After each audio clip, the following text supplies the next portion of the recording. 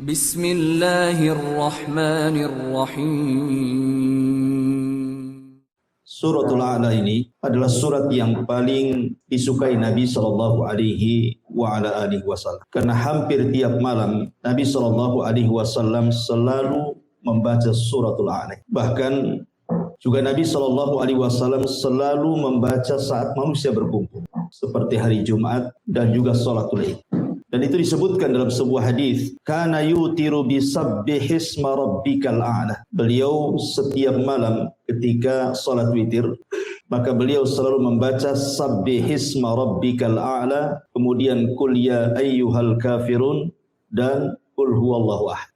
Hampir setiap malam. Bahkan dalam surah atau dalam salat Id juga Nabi sallallahu alaihi wasallam sebagian besar membaca sabbihisma rabbikal a'la dan hal ataka hadithul ghasy. Bahkan Nabi sallallahu alaihi wasallam juga dibiasakan membaca setiap malam itu sebelum tidur beliau membaca tasbih, karena permulaan surah Al-A'la ini dimulai dengan tasbih. Di sebelum tidur beliau minimalnya tasbih itu beliau merutinkan sampai disebutkan dalam sebuah hadis, kana la yanamu hatta yaqra al-musabbihat wa yaqulu fiha ayatun khairun min alfi ayat. Terkadang beliau sebelum tidur membaca ayat-ayat yang dimulakan dengan tasbih, seperti sabbihisma rabbikal a'la, karena padanya ada ayat yang jauh lebih baik dibandingkan 1000 ayat. Bahkan Nabi SAW juga membaca terkadang di solat duhur, bagaimana hadis Jabir bin Samurah radhiyallahu an, Nabi SAW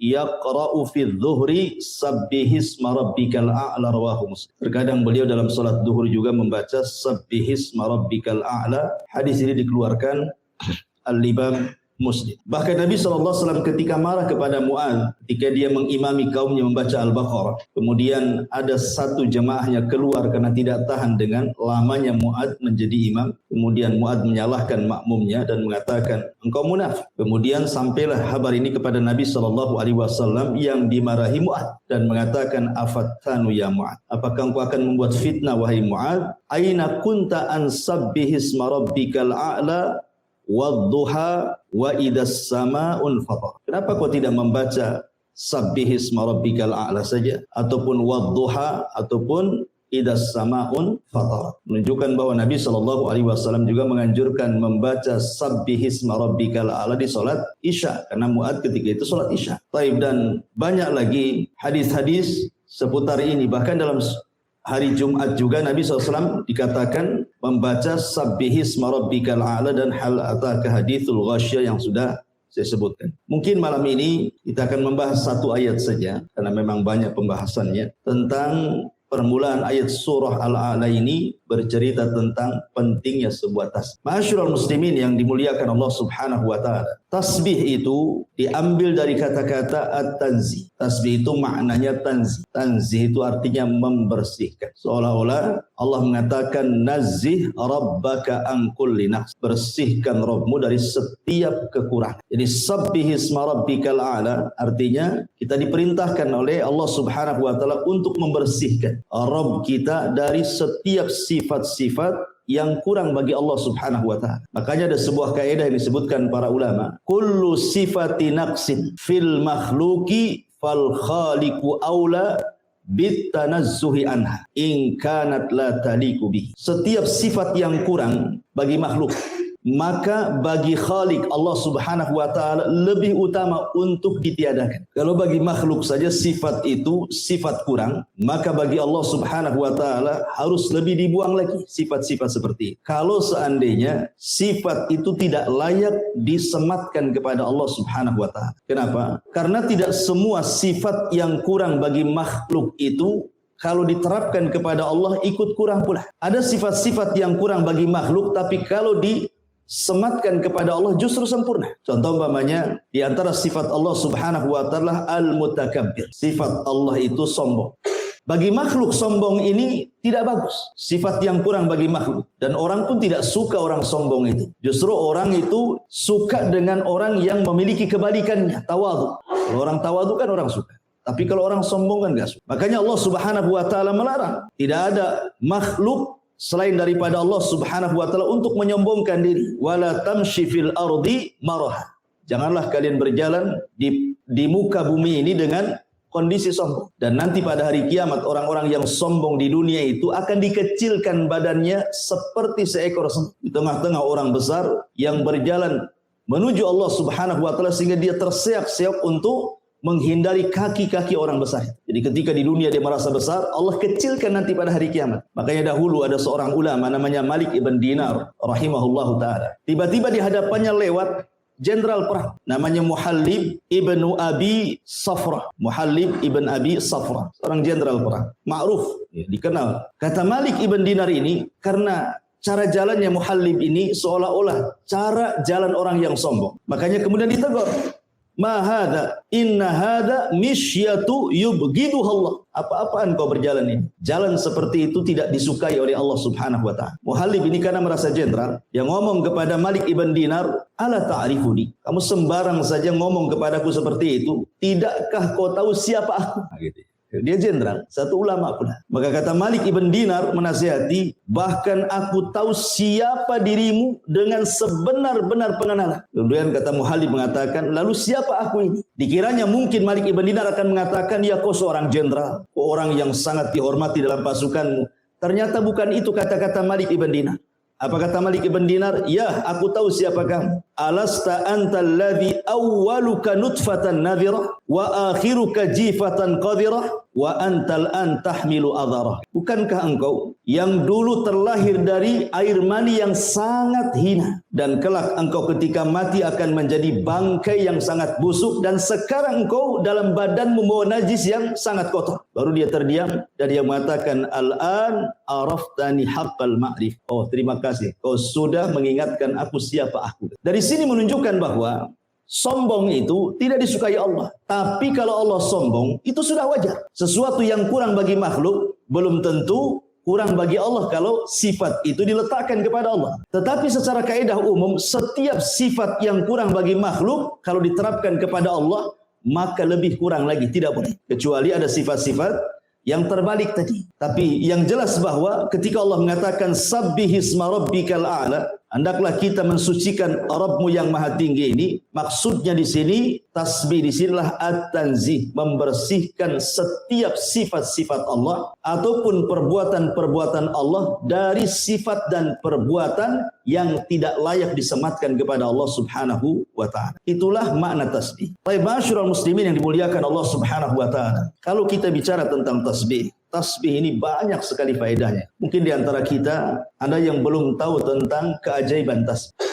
Ma'asyiral muslimin yang dimuliakan Allah Subhanahu wa taala, saya akan sebutkan beberapa keajaiban tasbih. Baru kita bentangkan soal tasbih ini lebih dalam lagi. Ma'asyiral muslimin yang dimuliakan Allah Azza wa Jalla, yang pertama, tasbih itu ucapan subhanallah yasilu ila ridha, bisa mengantarkan kepada ridha Allah Subhanahu wa taala. Jadi orang yang banyak bertasbih, maka dia akan ridha hatinya. Apapun yang Allah Subhanahu wa taala ujikan kepada kita bukan hanya sekedar sabar, tapi dia bisa ridha. Karena tingkatan ridha itu tingkatan tertinggi dalam sabar. Sabar itu di bawahnya, ridha itu di atasnya. Seperti orang kena musibah. Ada orang bisa sabar, tetapi belum tentu bisa ridha. Nampaknya sabar, tapi kalau disentuh keluar semua isi. Tapi kalau orang ridha, mau disentuh apapun, dia sudah mengatakan innalillahi wa inna ilaihi raji'un. Semua datang dari Allah. Kalau Allah menghendaki, ya semua akan kembali kepada Allah. Dia akan ridha. Lah tasbih itu yasilu ila ridallahi azza wa jalla, akan mengantarkan kepada keridhaan Allah Subhanahu wa taala. Ma'asyiral muslimin yang dimuliakan Allah Azza wa Jalla. Yang kedua, yu'inu 'ala sabri. Kata ulama, bisa menolong kita untuk bisa lebih sabar lagi dalam kehidupan. Makanya kenapa ketika Nabi SAW merasa sempit dadanya dengan perlakuan orang-orang Quraisy yang tidak mau menerima dakwahnya, apa kata Allah? Fasbir 'ala ma yaqulun fasabbih bihamdi rabbik. Apa kata Allah? Sabarlah terhadap apa yang mereka katakan kepadamu wahai Muhammad.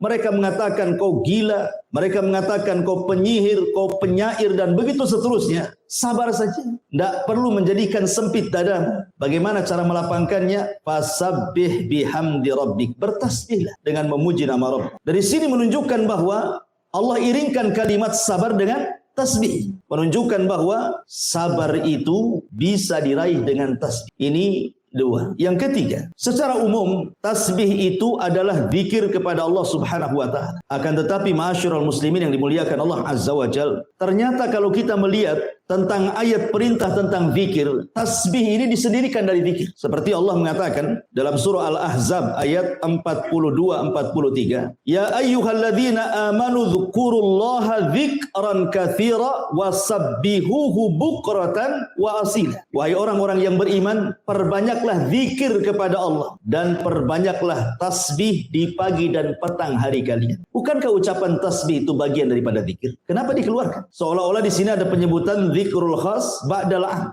Disebutkan kalimat khusus setelah menyebutkan kalimat umum, menunjukkan bahwa tasbih itu ada keistimewaan tersendiri dari seluruh zikir yang ada. Sama ketika Allah menyebutkan tentang malaikat.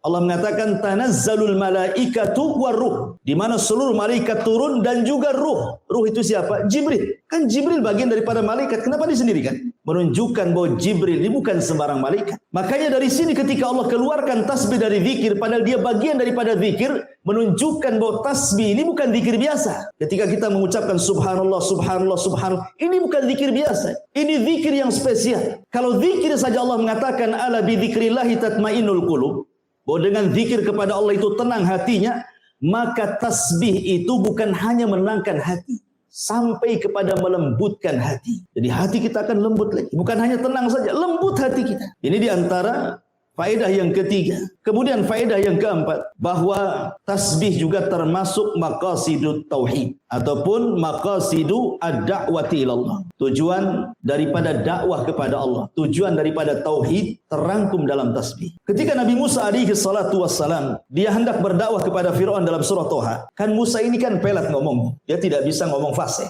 Musa itu. Sementara dia punya abang namanya Harun. Harun ini fasih ngomongnya. Sehingga kemudian Musa meminta kepada Allah untuk dijadikan Harun itu wazirnya, teman dia dalam berdakwah. Bagaimanapun kalau berdakwah berdua akan lebih ringan. Karena apalagi Harun punya keistimewaan memiliki lidah yang fasih. Tidak sebagaimana Musa, ya, lidahnya kurang fasih. Makanya kemudian Nabi Musa alaihi salatu wasallam meminta kepada Allah Subhanahu wa taala untuk dijadikan Harun sebagai wazirnya, teman dakwahnya, menterinya. Kemudian Nabi Musa menyebutkan tujuannya. Apa tujuannya? Disebutkan dalam surah Toha 33, "Kai nusabbihuka katsira wa nadhkuruka katsira." Supaya aku bisa lebih bertasbih kepadamu ya Rabb, dan supaya aku bisa lebih mengingatmu. Dengan dimasukkannya Harun dalam dakwah, menunjukkan bahwa alasan Musa itu supaya ketika dia menggabungkan Harun kepada dakwahnya akan lebih bisa menyukseskan dakwahnya, sehingga dia bisa banyak bertasbih kembali kepada Allah dan banyak mengingat Allah Subhanahu wa taala.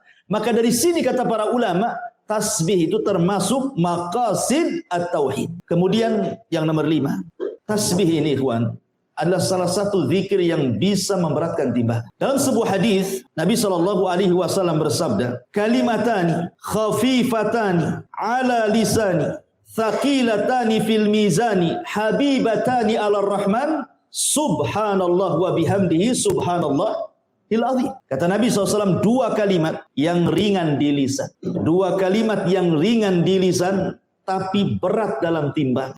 Bukan hanya itu saja, dicintai Ar-Rahman, Allah Subhanahu wa taala. Kemudian Rasul mengatakan, bacalah subhanallah wa bihamdi subhanallahil azim. Dulu pernah saya ceritakan, ada seorang syekh bercerita tentang seorang kakek. Kakek ini, dia orang awam, bukan ulama, bukan thalabatul ilmi, orang awam. Tapi dia rajin ke masjid untuk sholat. Jadi suatu hari, tiba-tiba setelah sholat wajib, dia mendekati imam. Kemudian mengatakan, "Ya imam, ajarkan kepadaku satu ajaran yang diajarkan Nabi kepada kita, biar aku bisa mengamalkannya."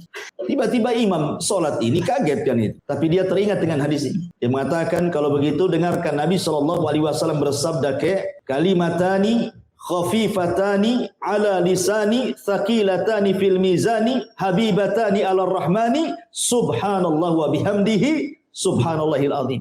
Langsung ditangkap hadis ini, kemudian langsung dihafal sama kakek ini. Kemudian dia pulang. Subhanallah. Dia hanya menghafal satu hadis ini, tapi dia dakwahkan, dia amalkan dan dia dakwahkan hadis ini kepada semua manusia yang dijumpai dia. Datang ke kondangan kawin, dia ngomong di hadapan orang, "Hei, Nabi bersabda, ada dua kalimat yang ringan di lisan, berat dalam timbangan, dicintai Ar-Rahman, katakan subhanallah wa bihamdihi subhanallahil azim. Masuk ke pasar, dia ceramah di hadapan orang-orang pasar. Orang pasar, ada dua kalimat, ringan di lisan, berat dalam timbangan, dicintai Ar-Rahman, katakan subhanallah wa bihamdihi subhanallahil azim. Ketemu orang di jalan ngomong begitu. Pokoknya setiap ketemu orang dia sampaikan hadis ini. Pernah antum melakukan seperti ini? Yang ada malu antum. Tiba-tiba Allah takdirkan kakek ini jatuh sakit gara-gara ditabrak mobil. Masuk dia ke rumah. 3 hari dia koma. Hari ketiga dia sadar. Kemudian keluarganya senang. Ketika dia sadar, yang pertama dipanggil bukan keluarganya. Aina dokter? Mana dokter? Oh, dokter langsung dipanggil, sibuk tuh dokternya. Kata dokter sambil pegang tangannya, iya kek, saya dokter. Kata kakek ini, ya dokter, Nabi bersabda, 2 kalimat, ringan di lisan, berat dalam timbangan, dicintai Ar-Rahman, katakan dok, subhanallah wa bihamdihi subhanallahil azim, kemudian dia mati. Dia akhiri kematiannya dengan subhanallah wa bihamdihi subhanallahil azim. Memberatkan timbangan dia. Karena tasbih ini ikhwatu fiddin, sekali lagi banyak keistimewaan. Ini baru sedikit yang saya ceritakan, masih banyak. Jadi dia bisa memberatkan timbangan dan dicintai Allah Subhanahu wa taala. Ingat, kalau Allah mencintai kita, apa yang terjadi? Nadahu Jibril. Allah akan panggil Jibril. Apa kata Allah? Ya Jibril, inni uhibbu fulana. Aku suka dengan si fulan. Maka Jibril mengatakan, ketika Allah mengatakan, ya Jibril, aku suka dengan si fulan, maka kau juga harus suka. Jibril langsung panggil semua malaikat dan mengatakan, wahai malaikat-malaikat Allah, Allah suka dengan si fulan, kalian juga harus suka dengan si fulan itu. Hanya mengucapkan kalimat subhanallah wa bihamdihi subhanallahil azim. Luar biasa. Kemudian ma'asyiral muslimin yang dimuliakan Allah Azza wa Jalla, subhanallah, kalimat tasbih ini bisa menolak takdir Allah Subhanahu wa taala. Ajaib, ya. Bisa menolak takdir. Disebutkan di dalam surah Al-Anbiya ketika Allah Subhanahu wa taala bicara tentang kisah Nabi Yunus. Ketika Nabi Yunus alaihi salatu wassalam, dia lari dari kaumnya karena merasa tidak beriman dengan dakwahnya. Akhirnya dia murka, kemudian ingin mencari daerah baru. Padahal belum diizinkan Allah. Tiba-tiba dia keluar, kaumnya pula tobat. Yunus tidak tahu. Ketika dia naik kapal, tiba-tiba kemudian kapal itu entah berantah berhenti sendiri di tengah lautan, terombang-ambing ombak. Kalau seandainya beban-beban kapal tidak diturunkan, maka akan terjungkirlah kapal itu dengan bahtera. Maka semua barang-barang dijatuhkan. Rupanya masih juga berat juga. Barang sudah tidak ada, tinggal orang. Akhirnya mereka pun saling mengundi siapa yang berhak untuk mencemplungkan dirinya supaya jangan mati semua. Maka setelah diundi, rupanya yang keluar Nabi Allah Yunus. Maka orang-orang tahu siapa Yunus. Jangan engkau, kan? Yang lain saja dikocok lagi, tapi Yunus lagi yang keluar. Akhirnya Yunus sudah tahu bahwa ini adalah sudah takdir dia. Maka Yunus pun kemudian menerjunkan diri, rupanya sudah dihantar ikan besar dan melahapnya. Dan Yunus pun harus tinggal di perut ikan dengan 3 kegelapan. Gelap malam, gelap perut ikan, dan gelap dasar lautan.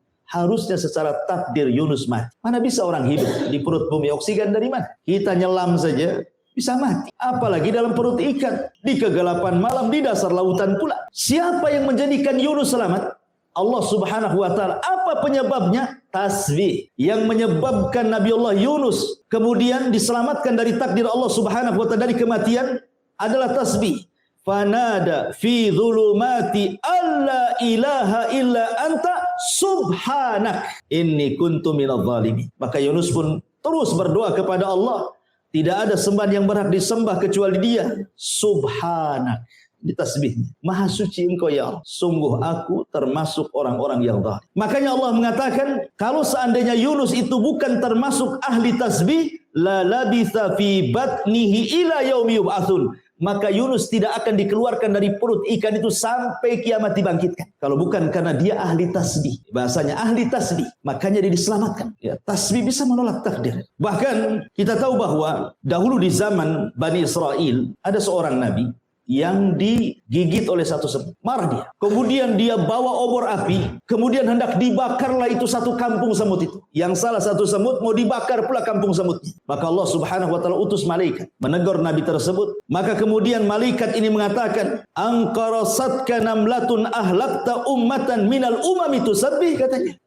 Kamu ini gimana? Hanya gara-gara satu semut yang menyakitimu, tiba-tiba kau mau membakar kampung semut yang mereka senantiasa bertasbih kepada Allah. Lihat bagaimana semut bertasbih. Makanya para talabatul ilmi seperti antum ini sedang belajar, seluruh hewan-hewan lautan yang ada di perut lautan dan semua hewan-hewan semut yang ada di dalam lubangnya, mereka memintakan ampun kepada Allah Subhanahu wa taala untuk kehadiran kita di majelis taklim, karena mereka umat yang bertasbih. Ma'asyiral muslimin yang dimuliakan Allah Azza wa Jalla. Kemudian juga di antara faedah tasbih adalah bisa senantiasa mengingatkan kita kepada Allah Subhanahu wa taala. Karena mengingat Allah Subhanahu wa taala itu sangat penting, ikhwan. Karena sampai saja kemudian kita tidak ingat Allah Subhanahu wa taala, ini bahaya. Disebutkan dalam sebuah hadis yang luar biasa bahwa ketika seseorang itu mengucapkan subhanallah subhanallah, maka kalimat zikir itu akan berputar-putar mengelilingi arsy. Dan disebutkan dalam hadis Nuaim ibn Bashir,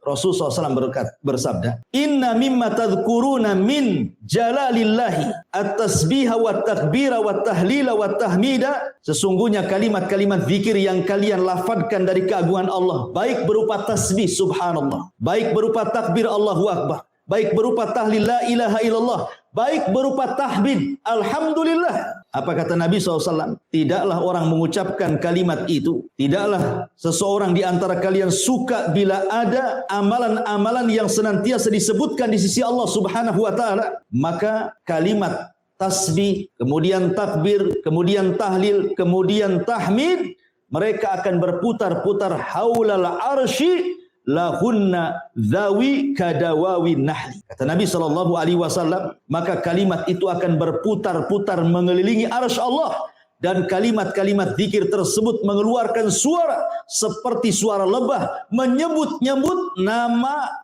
orang yang sedang menyebut-nyebut nama Allah di sisinya. Jadi kita diingatkan terus dengan Allah dengan zikir itu. Jadi kalimat itu akan berkeliling-keliling. Kalau antum baca subhanallah, maka kalimat ini akan naik ke langit. Kalau antum membaca alhamdulillah la ilaha illallah, kalimat-kalimat ini akan berputar-putar di arsy, kemudian akan menyebut-nyebut nama orang yang sedang berzikir di hadapan Allah, mengingatkan kita kepada Allah. Bahkan yang lebih hebat lagi, kalau antum memperbanyak tasbih, satu kalimat tasbih itu seolah-olah antum telah berinfak dengan gunung emas. Disebutkan hadis yang sahih yang dikeluarkan oleh Imam At-Tabarani dari sahihkan oleh Syekh Nasiruddin Al-Albani rahimahullahu taala, man halahul lailu an yukabidahu au bakhila bil mali an yunfiqahu au jabuna anil adwi an yuqatilahu falyukthir min subhanallah wa bihamdihi fa innaha ahabbu ilallah min jabali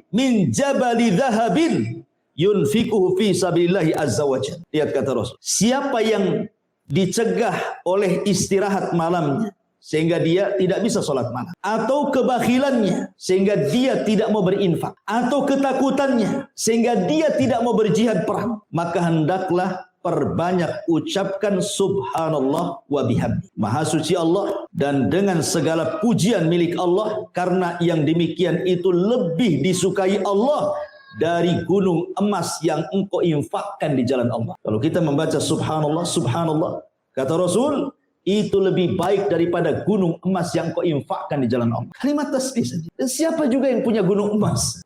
Kalaupun antum dapat gunung emas, sudah rebutan. Taruhlah kemudian antum punya gunung emas, kemudian diinfakkan, itu tidak lebih baik dibandingkan antum memperbanyak tasbih. Bahkan tidak ada satupun doa orang yang memperbanyak tasbih kecuali dikabulkan. Di zaman Imam Ahmad ini ketika dia keluar dari penjara, sudah tua, ya kan? Karena dia kan bolak-balik masuk penjara, Imam Ahmad. Jadi dia ingin mengunjungi satu kawannya, tapi tempatnya nun jauh di sana. Ya, dia harus mengadakan safar. Maka dia pun kemudian mengambil bekalnya, sudah tua, tapi Imam Ahmad pun diberikan kekuatan fisik. Walaupun sudah tua itu diberikan kekuatan fisik. Dia berjalan, ingin berkunjung kepada teman. Dan ingat, itu sebuah amal soleh. Kalau antum berkunjung kepada kawan, tidak ada niat kecuali silaturahim. Bukan karena bisnis. Bukan karena ingin pinjam uang apalagi. Enggak. Ya betul-betul dia ingin berkunjung lillah. Maka 70.000 malaikat akan mengiringi antum dari belakang. Makanya Imam Ahmad ini ingin mengunjungi saudaranya, kawannya. Lillahi ta'ala, karena Allah takdirkan di tengah jalan. Dia pun kemudian kemalaman. Dia harus menginap. Terpaksalah dia mencari masjid untuk menginap kan itu. Penginapan zaman dulu ya masjid, mau kemana? Rupanya ada teras masjid, dia tidur di situ. Rupanya penjaga masjid ini mencurigai. Imam Ahmad itu imam dunia terkenal, tapi terkenal karyanya. Terkadang karyanya dikenal, orangnya tidak tahu. Sehingga dikira itu bukan siapa-siapa, sama takmir masjid, dia diusir. Tidak boleh tidur di situ. Terpaksalah Imam Ahmad mencari pohon, kemudian tidur di bawah pohon. Rupanya depan masjid itu ada khobbaz. Khobbaz itu artinya tukang roti, penjual roti, anak muda. Jadi kasihan kok ada kakek-kakek di situ tidur di bawah pohon. Ditawarkanlah bagaimana kalau dia nginap di rumah. Diajaklah Imam Ahmad dengan senang hati. Udah tua. Kemudian dia melihat khobbaz itu, tukang roti itu. Imam Ahmad takjub, kenapa? Sambil kerja itu, lisannya tidak pernah berhenti untuk mengucapkan subhanallah, astagfirullah, subhanallah, astagfirullah. Pokoknya tasbih dan istighfar itu tidak lepas dari lisannya. Kita saja kalau kita zikir terus-terusan kan capek juga kan itu. Antum baca subhanallah, subhanallah, berapa jam antum sanggup? Lidah pun dah kering. Pasti ada berhentinya kan? Ini tidak. Mulai dari kerja sampai subuh, lisannya terus ngomong. Imam Ahmad nih heran. Kok bisa dia berzikir seperti itu? Sampai tidak tidur Imam Ahmad itu karena takjub dengan anak muda itu. Akhirnya ditanyalah sama Imam Ahmad itu. Bagaimana kau bisa melakukan itu? Apa kata anak muda ini? Karena sudah terbiasa wahai Imam. Setiap hari aku sudah melakukan seperti ini. Jadi zikir itu sudah jadi kebiasaan dia. Orang kalau sudah biasa kan nggak akan capek kan itu. Udah biasa dia mengucapkan subhanallah, astagfirullah, subhanallah. Udah biasa. Imam Ahmad mengatakan, anak muda kan tidak tahu kalau itu Imam Ahmad. Imam Ahmad mengatakan, apa barokah zikir dengan memperbanyak tasbih dan istighfar itu? Apa manfaatnya? Maka anak muda ini mengatakan, demi Allah, tidaklah aku berdoa kepada Allah Subhanahu wa taala kecuali diijabah, kecuali satu doa yang belum diijabah. Semua doa yang kupanjatkan semua dikabulkan Allah, kecuali satu, katanya. Imam Ahmad heran, apa yang satu itu? Maka anak muda ini mengatakan, begini wahai fulan, wahai bapak tua, sesungguhnya aku sangat mencintai seorang alim min ulama'i dunia. Dia sedang dipenjara sekarang. Aku sangat takjub dengan karya-karyanya. Aku ingin belajar kepadanya. Tapi karena kesibukanku, aku tidak bisa menjumpai dia. Jadi Imam Ahmad heran, siapa orang yang kau jadikan panutan itu sehingga kau menjadi ahli ibadah seperti ini kan? Anak muda ini mengatakan namanya Ahmad ibn Hanbal. Rupanya di situ Imam. Kata Imam, demi Allah, doamu sudah dikabulkan Allah Subhanahu wa ta'ala. Aku adalah Ahmad ibn Hanbal. Itulah buah barokahnya dengan memperbanyak zikir kepada Allah kan. Cita-citanya dikabulkan oleh Allah Subhanahu wa ta'ala. Jadi kalau antum punya cita-cita belum dikabulkan, perbanyak zikir, perbanyak tasbih, istighfar, tahlil, tahmid. Insya Allah, siapa yang ingat Allah, maka Allah ingat kita. Siapa yang lupa dengan Allah, Allah pun lupa dengan kita. Udhkurullaha yadhkurukum. Ingatlah Allah, Allah ingat kalian. Masyarul muslimin yang dimuliakan Allah Azza wa Jalla. Kemudian juga di antara faedah tasbih adalah mukaffiratul dzunub, bisa menggugurkan dosa. Kita ini setiap hari ikhwan, dengan adanya medsos di depan saya ini, setiap hari antum berdosa mata. Setiap hari. Entah berapa kali mata antum memandang aurat itu di handphone itu. Baik di YouTube, baik di IG, baik di Facebook kan gitu ya. Terkadang baik di TikTok. Ada yang men-TikTok kan. Kita sering niatnya itu tujuannya mungkin dengar berita. Entah kenapa tiba-tiba nampak pula ada gambar-gambar sur gitu kan. Beritanya ditinggalkan, itu pula yang ditengok. Boleh jadi tidak ditengok, tapi sekilas pandang. Itu dosa kecil. Tapi kalau setiap hari kan bisa besar. Karena tidak ada dosa kecil yang ditumpukan kecuali jadi besar. Dan tidak ada dosa besar kalau antum digempur dengan istighfar kan begitu. Kata Nabi SAW, man qala subhanallah wa bihamdi mi'ata marratin hutat khotoyahu wa in kanat mithla zabadil bahri wa fi riwayatin akthar min zabadil bahri. Siapa yang mengucapkan subhanallah wa bihamdihi 100 kali dalam sehari, maka Allah Subhanahu wa taala akan hapuskan dosa-dosanya walaupun dosa antum itu sebanyak buih di lautan atau lebih banyak daripada buih di lautan. Berbiasa. Siapa yang bisa menghitung buih lautan? Tidak ada yang bisa menghitung buih lautan. Bahkan kata Rasul, lebih banyak daripada buih lautan. Seandainya dosa kita lebih banyak dari buih lautan, tetap diampuni. Tentu yang dimaksud di sini dosa-dosa kecil maksudnya. Bukan dosa-dosa besar, karena dosa besar harus dengan taubatan nasuha. Tapi kan setiap hari kita memandang aurat. Antum ke pasar, antum di jalan, lihat wanita-wanita itu. Kan nampak auratnya. Entah tertampak, entah keenakan nampak. Macam-macam kan orang itu. Kalau tak cantik mungkin ya tertampak lah. Kalau cantik makin ditampak-tampak. Gitu ya kan. Betapa banyak dosa kita setiap hari, yang dari handphone, yang di dunia nyata, yang di pasar, yang di mall. Nah ini kan dosa kecil. Makanya Umar bin Khattab tadi saya sudah katakan, tidak ada dosa kecil, kalau dikumpulkan ya besar juga gitu maksudnya.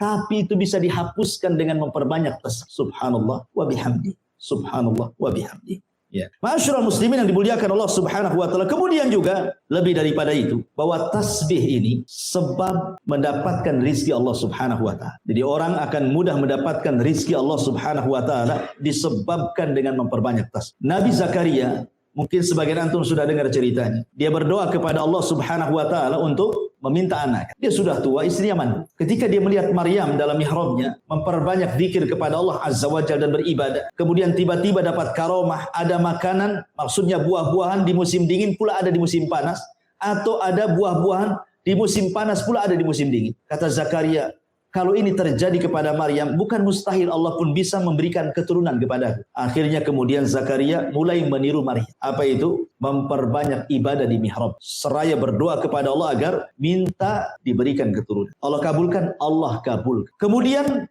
ketika datang malaikat memberi kabar bahwa dia akan memiliki keturunan dengan nama yang tidak ada sebelumnya, yang diberi nama oleh dia, namanya Yahya. Zaman itu nggak ada Yahya, kecuali Zakaria saja yang memberi nama Yahya. Kalau sekarang banyak Pak Yahya, di mana-mana ada Pak Yahya. Dulu nggak ada nama Yahya kecuali putra Zakaria. Kemudian Nabi Zakaria mengatakan, qala rabbi ij'al li ayat. Ya Rabb, sekarang berikan tanda-tandanya kalau memang aku akan punya turunan. Seperti apa tanda-tandanya? Maka Allah mengatakan, qala ayatuka alla tukalliman nas salasata ayyamin illa ramza. Tandanya kalau istrimu hamil, maka tiba-tiba kau akan bisu. Kau tidak akan bisa ngomong selama 3 hari. Kau hanya bisa mengisyaratkan dengan mata, dengan telinga, dengan dahi, dengan tulisan. Pokoknya kau akan susah ngomong. Kalau engkau kemudian merasa susah bicara dan itu selama 3 hari, itu istrimu lagi hamil. Itu tandanya. Kemudian di ujung ayat Allah katakan apa? Wadhkur rabbaka katsira wasabbih bil ashiyyi wal ibkar. Maka ingatlah terus Rabbmu dan banyak-banyaklah bertasbih di waktu pagi dan petang. Kata ulama tafsir, di antara sebab dikabulkannya Nabi Zakaria punya keturunan karena dia memperbanyak tasbih dan zikir. Ya, ini rizki, sesuatu yang mustahil bagi kita kan? Rupanya mungkin pula bagi Allah Subhanahu wa taala. Dengan apa? Ya tadi memperbanyak zikir, terutama tasbih. Dan itu juga dijelaskan dalam nasihat Nuh alaihi salatu wassalam. Suatu ketika Nuh sebelum wafat, itu kan mengumpulkan putra-putranya. Dikumpulkan putra-putranya. Kemudian Nuh mengatakan kepada anak-anaknya, aku wasiatkan kepada kalian dengan 4 perkara. Yang 2 kuperintahkan, yang 2 kularang. Adapun yang 2 kuperintahkan, jangan lupa dengan kalimat la ilaha illallah. Sebab kalau seandainya kalimat itu ditimbang di satu neraca, kemudian 7 lapis langit dan 7 lapis bumi ditimbang di neraca satunya, maka la ilaha illallah jauh lebih berat dibandingkan langit dan bumi. Ini satu. Kemudian yang kedua, kata Nuh alaihi salatu wassalam, yang pertama la ilaha illallah, kemudian menjelaskan tentang keutamaannya. Kemudian yang kedua, wa subhanallah wa bihamd. Wasiat yang kedua kata Nuh, jangan lupa membaca subhanallah wa bihamd. Apa faedahnya kata Nuh? Fa innaha salatu kulli syai'in wa biha yurzaqul khalqu. Kata Nuh alaihi salatu wassalam bahwa ucapan subhanallah wa bihamdi adalah doa setiap makhluk yang Allah ciptakan, dan dengan sebab itulah makhluk diberikan rezeki Allah. Dengan subhanallah wa bihamdi itu sebab itulah Allah kasih rezeki. Karena tasbih ini ikhwan, semua bertasbih. Nanti saya akan sebutkan dalil-dalilnya. Malaikat bertasbih, lautan bertasbih, semut bertasbih, bahkan petir juga bertasbih. Semua yang diciptakan Allah itu semua bertasbih. Kita masih menjelaskan keutamanya dulu. Ma'asyiral muslimin yang dimuliakan Allah Subhanahu wa taala. Kemudian juga selain juga diberikan rezeki oleh Allah Subhanahu wa taala, tasbih itu bisa menghilangkan keperitan dunia. Siapa di antara kita yang tidak pernah terkena masalah? Pasti di antara kita banyak masalah. Ada yang karena hutang dia masalah kan itu. Ada yang karena keluarga, mungkin masalah dengan pasangan, mungkin masalah dengan anak-anak. Ya kan? Mungkin masalah di kantor, mungkin masalah di jalan. Masalah itu tidak akan ada hentinya. Selesai ini, datang yang lain. Karena memang dunia ini tempat ujian. Tetapi bagaimana solusinya supaya kita keluar daripada masalah itu? Maka diantaranya adalah dengan cara bertasbih kepada Allah Subhanahu wa taala. Tadi saya jelaskan dalilnya. Ketika Nabi SAW ditimpa masalah yang luar biasa dari kaumnya, walaqad na'lamu annaka yadhiku sadruka bima yaqulun, kata Allah, fasabbih bihamdi rabbika wa kun minas sajidin. Dan sungguh kami tahu dadamu menyempit wahai Muhammad karena ucapan orang-orang kafir. Tetapi perbanyak tasbih dengan memuji Rabbmu, dan teruslah kau sujud kepada Allah. Perintah yang pertama kepada Rasul sebelum disuruh untuk memperbanyak sujud apa? Tasbih dulu kan. Suruh memperbanyak tasbih supaya lapang dadamu.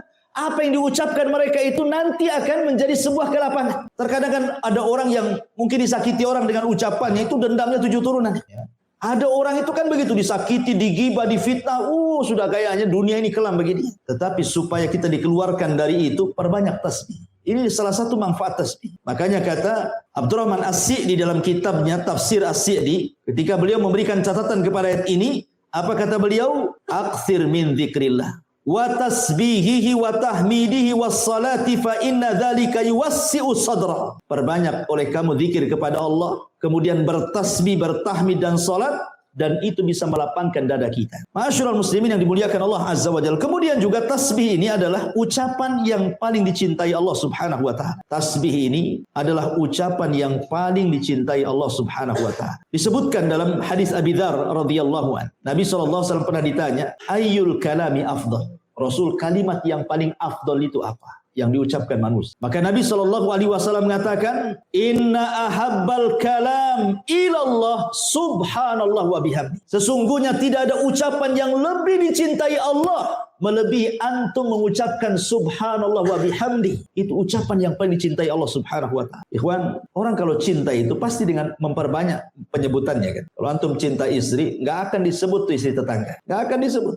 Yang disebut ya istri antum saja karena antum cinta. Kalau ada antum berdua ngomong sama kawan atau bertiga, kemudian memuji istrinya, pasti antum, oh enggak, istri saya lebih pandai karena cinta. Artinya orang cinta itu man ahabba syai'an aktsara dzikrah. Siapa yang mencintai sesuatu pasti akan memperbanyak untuk menyebut-nyebut sesuatu itu. Karena di mata orang yang sedang jatuh cinta tidak ada orang lain kecuali dia. Ingat kisah Laila Majnun, ya kan? Yang sudah saya ceritakan. Jadi ada seorang wanita namanya Laila, wanita cantik, jatuh cinta dengan si Majnun. Majnun ini namanya Majnun gila. Saking cintanya jadi gila. Dia hendak melamar, ditolak, diusir. Akhirnya dia pergi ke hutan. Sampai di hutan kelaparan. Kemudian dia berburu kijang, menjangan. Dipanah sama dia. Kemudian kena pula kakinya, robohlah kijang itu. Kemudian didekati, ketika mau diambil pisau dan mau digorok, ditatap pula mata kijang itu. Kata dia, subhanallah, mata kijang kok sama dengan mata Laila.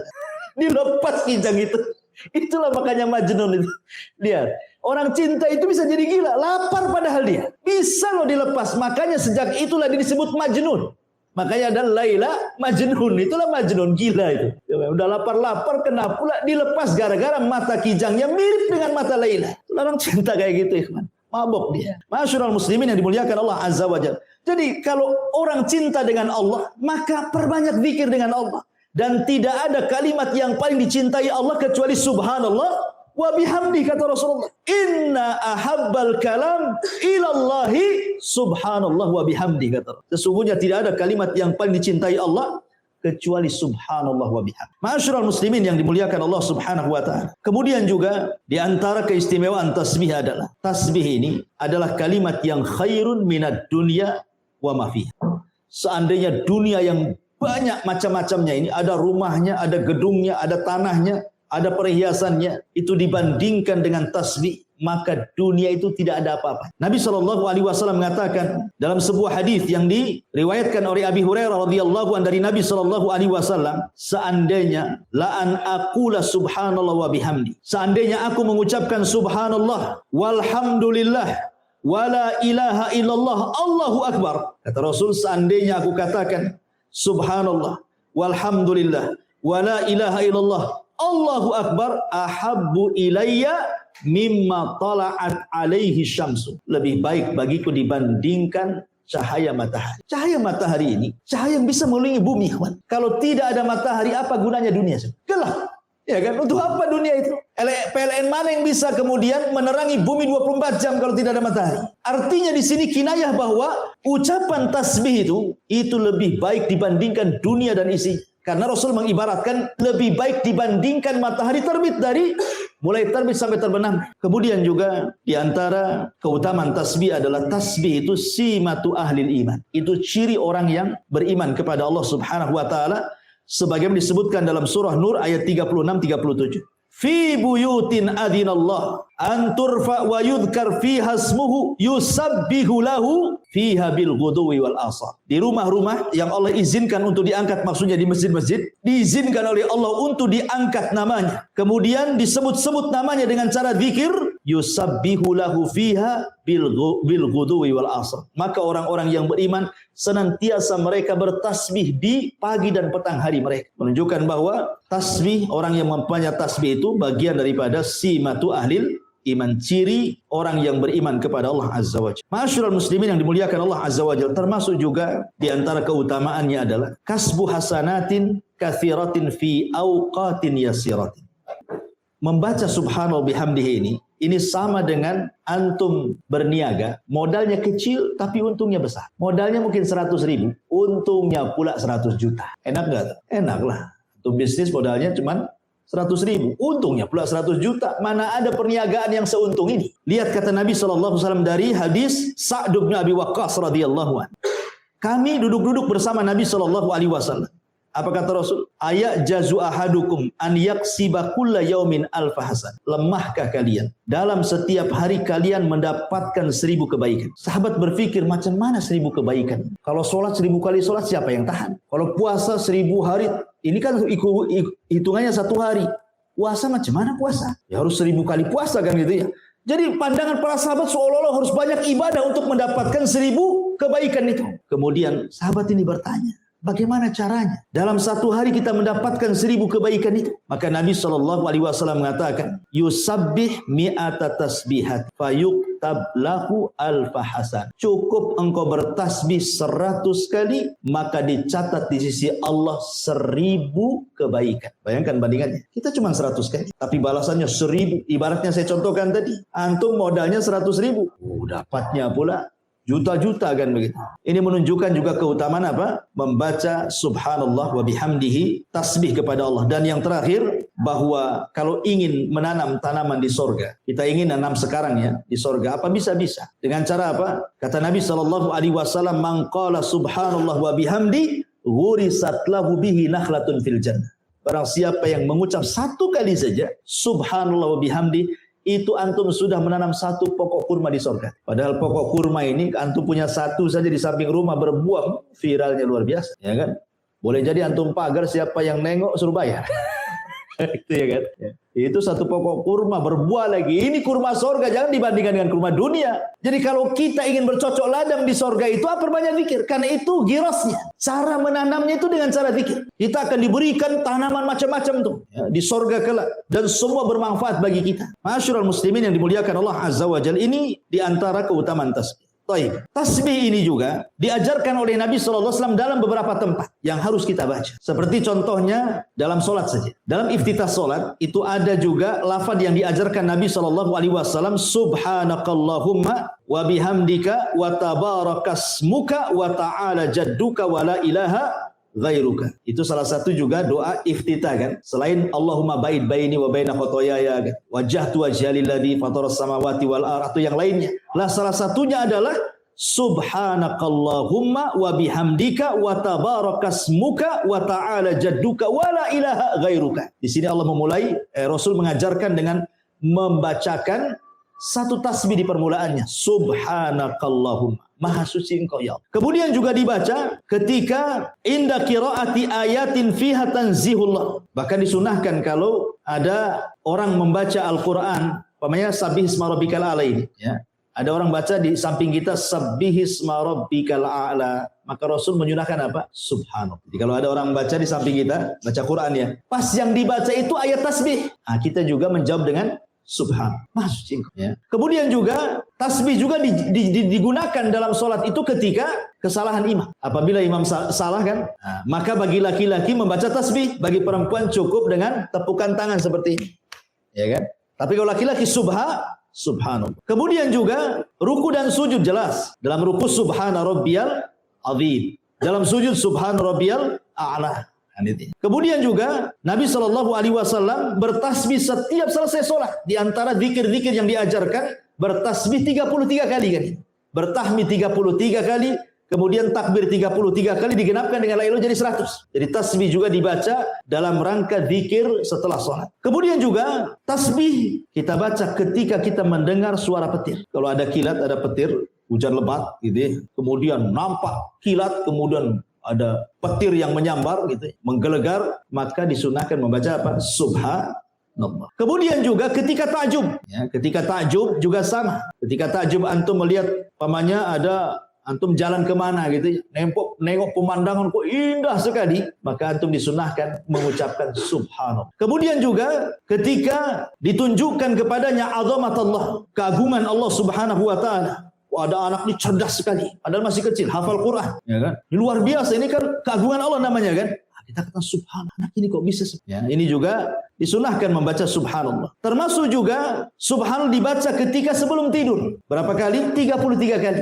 Sebagaimana nasihat Nabi SAW kepada Ali radhiyallahu dan Fatimah kan. Ketika Fatimah meminta pembantu kepada Nabi SAW, ketika itu Rasul kan baru pulang dari perang, dapat pula tawanan budak. Lah Fatimah ingin minta satu, karena dia lelah. Dia cari kayu sendiri, dia masak sendiri. Pokoknya lelah, anak pula banyak gitu ya. Dia ingin pembantu. Tapi Rasul mengatakan, wahai Fatimah, wahai Ali, maukah ku ajarkan beberapa kalimat baca sebelum tidurmu, itu lebih baik daripada pembantu. Kemudian kata Rasul, tasbihlah 33 kali. Tahmidlah 33 kali. Takbirlah 34 kali. Baru kau tidur. Itu lebih baik dibandingkan engkau mendapatkan pembantu. Nah, coba antum praktekkan ke istri antum. Kalau istri antum kelelahan, bang, cari pembantu. Sini. Nabi ngomong, ada kalimat lebih baik dibandingkan pembantu. Milih mana? Kira-kira milih mana? Milih dua-duanya bang. Gitu.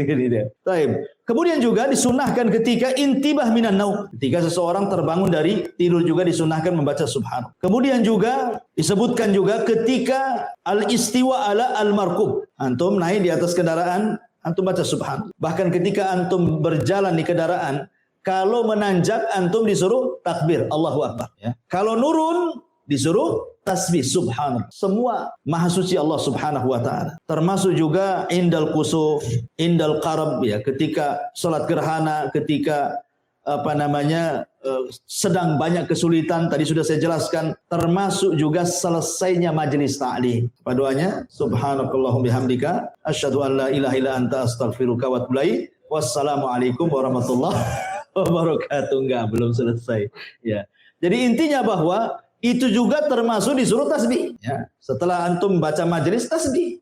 Justru dengan tasbih itu, karena kita tidak tahu, mungkin kalau antum begini kan tidak aktif ya, pasif saja ngomong. Tapi kalau antum berkumpul di luar, ngobrol di warung, ya berempat berlima gitu, kan saut-sautan. Terkadang kan ada kumpul itu dalam rangka rapat, dalam rangka main-main saja, dalam rangka kumpul-kumpul. Terkadang adalah kalimat-kalimat itu yang menyinggung. Kita tidak tahu, entah ketika ngobrol itu tahu gibain orang, ya, tahu-tahu menghina orang. Makanya supaya antum keluar dari majelis itu tidak punya dosa, itulah ada namanya kafaratul majlis. Maka disebut kafarah itu untuk menghilangkan dosa di majelis itu. Karena kalau orang sudah bermajelis itu macam-macam omongannya di situ kan. Entah tidak sadar ngomongin orang, menghina orang, entah yang di situ pula tersinggung kan. Maka sebelum pergi baca ya kafaratul majlis supaya keluar itu sebagaimana masuk yang tidak punya dosa. Jangan pula masuk tak punya dosa, keluar pula banyak dosa gitu maksud. Makanya ada namanya kafaratul majlis. Lah kafaratul majlis itu salah satu kandungannya adalah tasbih. Karena dimulai dengan tasbih itu.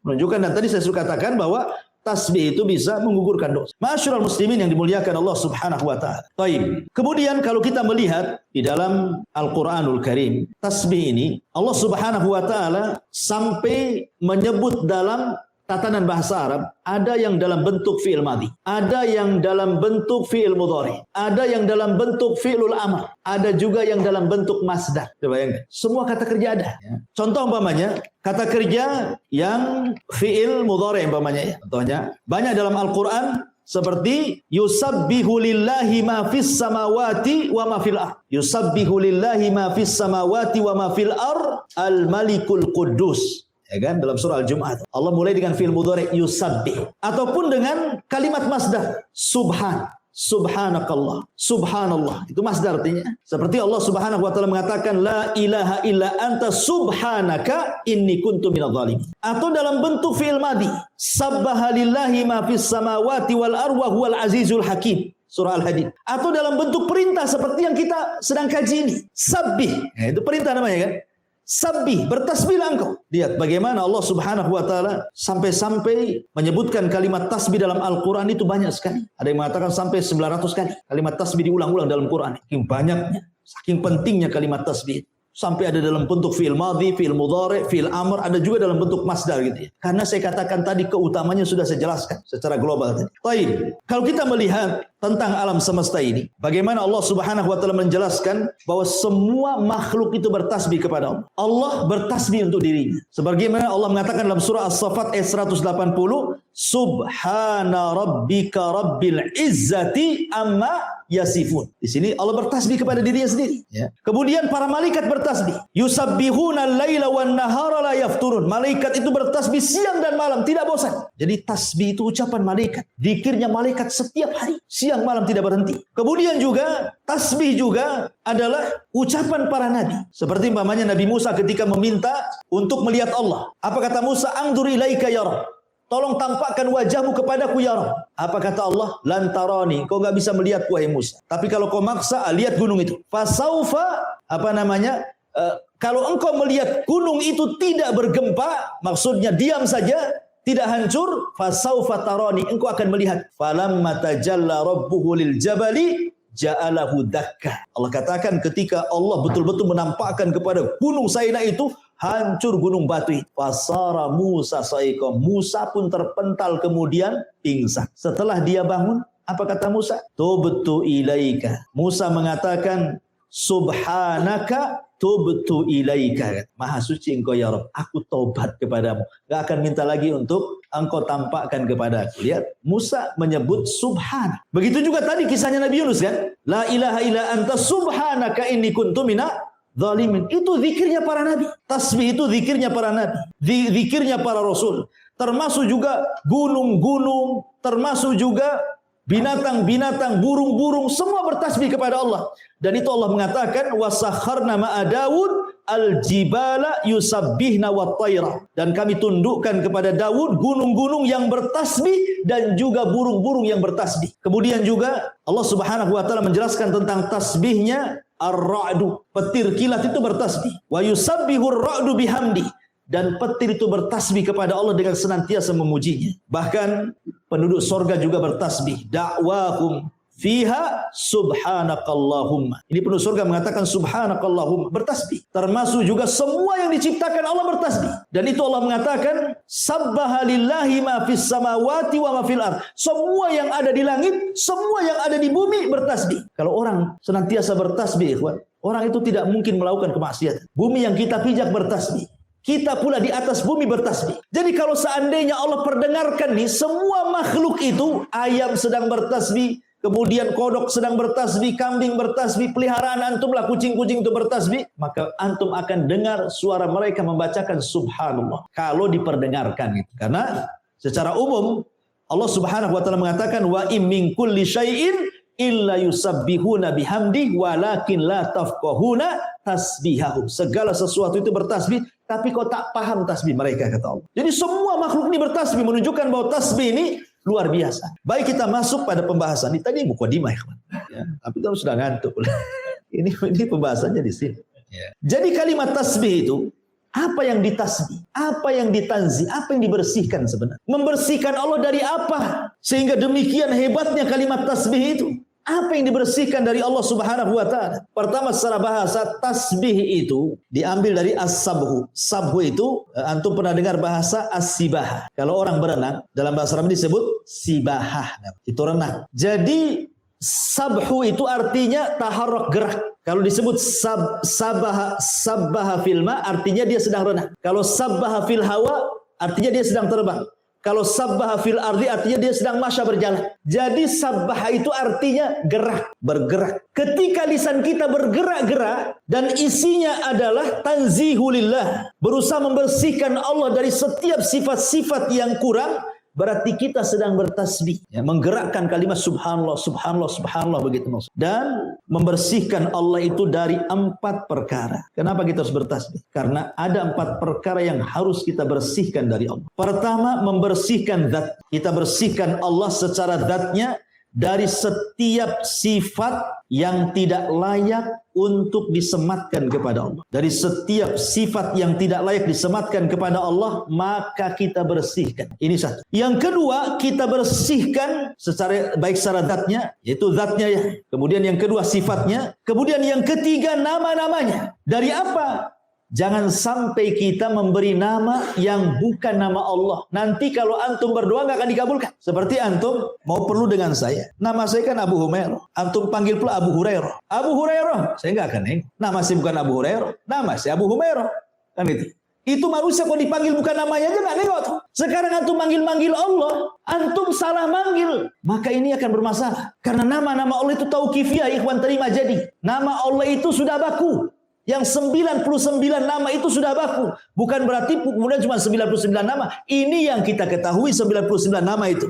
Nama Allah itu banyak, hanya Allah yang tahu. Tetapi nama Allah itu baku sifatnya, tidak bisa dirubah, ya. Tidak bisa dirubah. Sehingga ketika baku dan tidak bisa dirubah, berarti jangan salah sebut, gitu maksud. Kalau antum salah sebut nanti salah manggil. Kalau antum salah manggil nggak akan dikabulkan doanya. Maka bersihkan nama-nama Allah dari salah sebut dari namanya. Makanya penting itu menghafal Asmaul Husna supaya jangan salah sebut.